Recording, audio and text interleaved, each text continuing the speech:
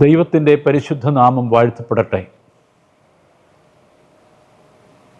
കർത്താവിനാൽ അനുഗ്രഹിക്കപ്പെട്ടവരെ, ശ്ലീഹ നോമ്പിൻ്റെ 7-ാം ദിനത്തിലേക്ക് നാം കടന്നിരിക്കുന്നു. 7 ദിനങ്ങളിൽ നാം നമ്മുടെ കർത്താവിൻ്റെ ശ്ലീഹന്മാരുടെ വിളിയെപ്പറ്റിയും അവരുടെ ജീവിതത്തിൻ്റെ പ്രത്യേകതകളെപ്പറ്റിയും അതിൽ അന്തർലീനമായിരിക്കുന്ന ചില സന്ദേശങ്ങളെപ്പറ്റിയും ഒക്കെ ചിന്തിക്കുകയുണ്ടായി.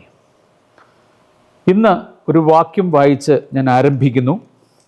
വിശുദ്ധ ലൂക്കോസിൻ്റെ സുവിശേഷം 9-ാം അധ്യായത്തിൻ്റെ 23-ാം വാക്യം.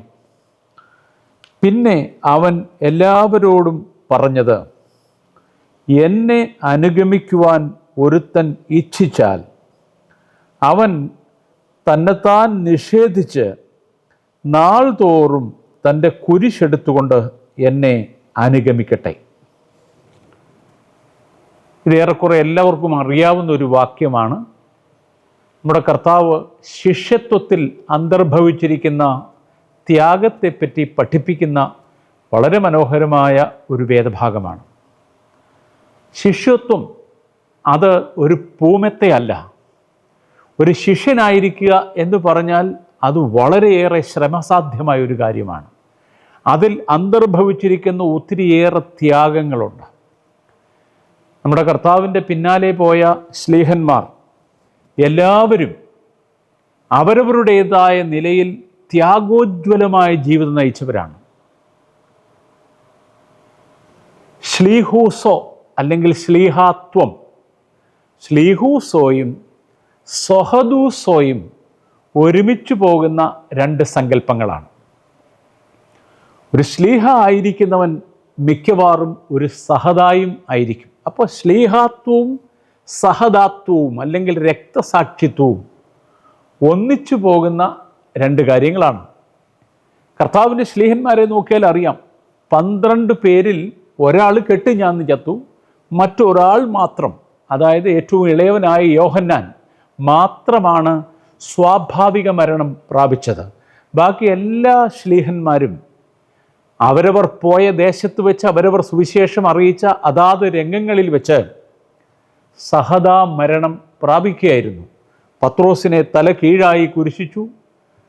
അന്ത്രയോസിനെ ആകൃതിയിലുള്ള കുരിശിച്ചു. തോമാശ്ലീഹായെ മൈലാപ്പൂരിൽ വെച്ച് കുന്തം കൊണ്ട് കുത്തിക്കൊന്നു.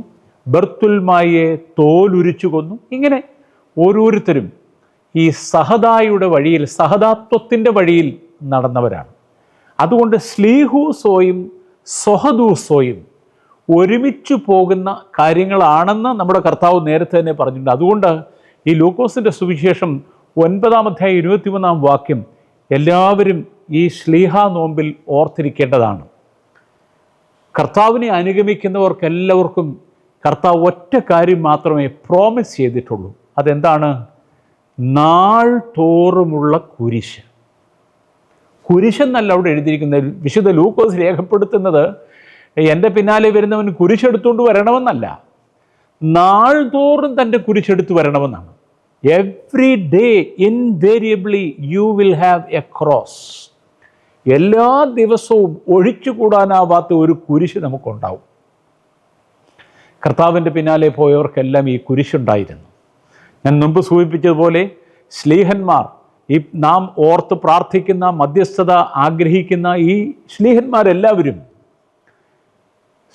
സഹദാ മരണം പ്രാപിച്ചവരാണ്. അതുകൊണ്ട് ഈ ശ്ലീഹൂസോയും സൊഹദൂസോയും ഒരുമിച്ചാണെന്നുള്ളൊരു ബോധ്യം നമ്മെ എല്ലാവരെയും ഭരിക്കട്ടെ. ഈ നാളുകളിൽ നോമ്പ് അനുഷ്ഠിക്കുന്ന പലർക്കും ജീവിതത്തിൽ പ്രതിസന്ധികളുള്ളവരായിരിക്കും. രോഗങ്ങളാൽ ഭാരപ്പെടുന്നവർ കാണും. ജോലി ഇപ്പോൾ നഷ്ടപ്പെട്ടുകൊണ്ടിരിക്കുന്നത്, പ്രത്യേകിച്ചും ഗൾഫിൻ്റെ ഇന്നത്തെ പുതിയ സാഹചര്യത്തിൽ ജോലി നഷ്ടപ്പെടുന്നവർ കാണും. ചിലരൊക്കെ കടക്കണിയിൽപ്പെട്ട് ഉഴലുന്നവരുണ്ടാകും. മറ്റു ചിലർ ജീവിതത്തിൻ്റെ മറ്റു പ്രശ്നങ്ങൾ, കുടുംബ പ്രശ്നങ്ങളാൽ വലയുന്നവരുണ്ടാവും. ജീവിതം വഴിമുട്ടി നിൽക്കുന്ന അനുഭവമുള്ളവരുണ്ടാവും.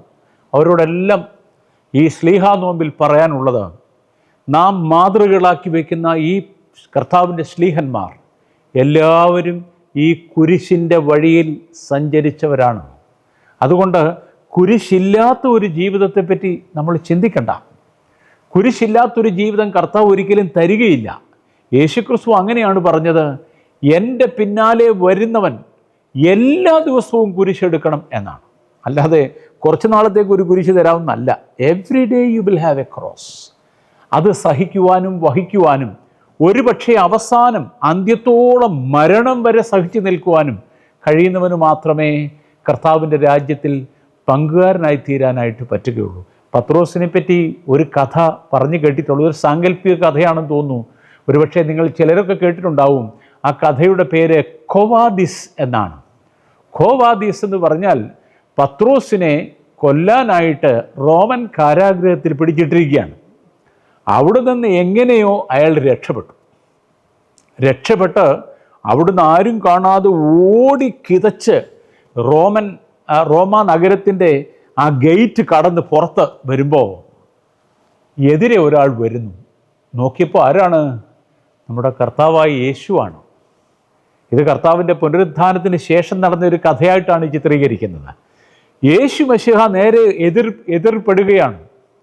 വിഷണ്ണനായ ഇതികർത്തവ്യത മൂഢനായ പത്രോസ് അവിടെ നിൽക്കുന്നു.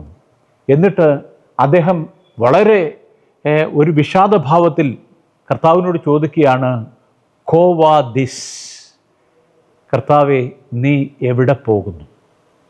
ഖോവാദിസ് എന്ന് പറയുന്ന ലാറ്റിൻ വാക്കിൻ്റെ അർത്ഥം അതാണ്. Where are you going?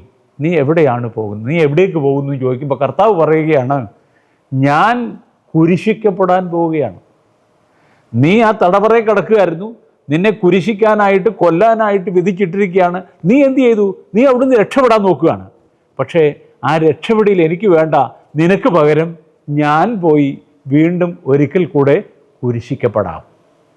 അതുകൊണ്ട് ഈ കുരിശിക്കപ്പെടലിൽ നിന്ന് രക്ഷപ്പെടുന്നതല്ല, ഏതെങ്കിലും ജീവിതത്തിൽ ഉണ്ടാകുന്ന പ്രതിസന്ധികളിൽ നിന്ന് രക്ഷപ്പെടാൻ നോക്കുന്നതല്ല.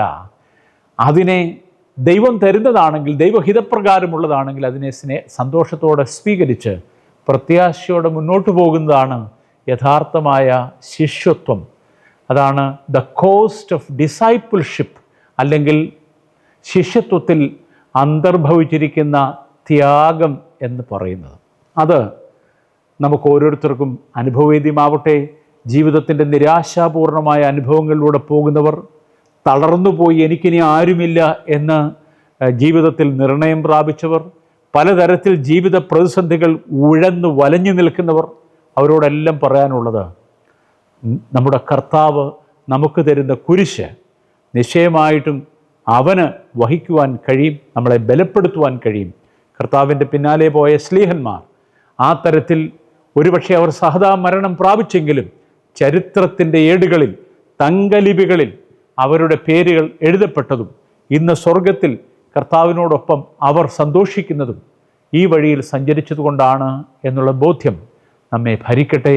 കർത്താവ് നമ്മെ എല്ലാവരെയും ബലപ്പെടുത്തട്ടെ എന്ന് പ്രാർത്ഥിച്ചുകൊണ്ടും ശ്ലീഹന്മാരുടെ മധ്യസ്ഥത അതിന് നമുക്ക് കോട്ടയാവട്ടെ എന്ന് ആശംസിച്ചുകൊണ്ടും നിർത്തുന്നു. ദൈവം എല്ലാവരെയും അനുഗ്രഹിക്കട്ടെ.